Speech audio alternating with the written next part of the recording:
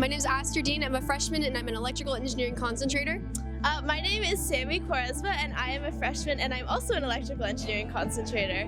This is Basketball Connect 4, if you're familiar from arcades. And so in like an arcade situation, you have to like make the shot and then that counts as your chip falling in.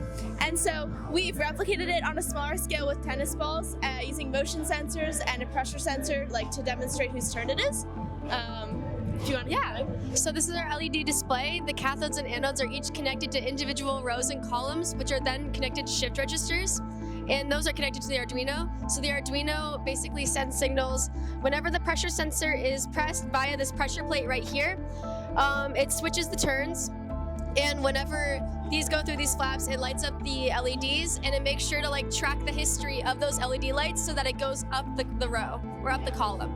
Yeah. So we basically multiplex through each like row and column every single time to make sure that we're outputting the right data at the right time. Yeah, we decided like we wanted to have a more carnival feel with our table so that there would be a wider range of audience who would come up to it and like interact with it.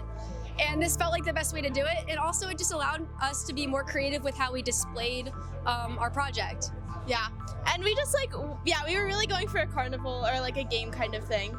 I got a lot more comfortable with soldering and with coding with Arduino, and I felt like it was a really good like design challenge, and we really had to think through a lot of different steps and like change the way that we were outputting our data and like how we were writing our code, and that was a really great learning process.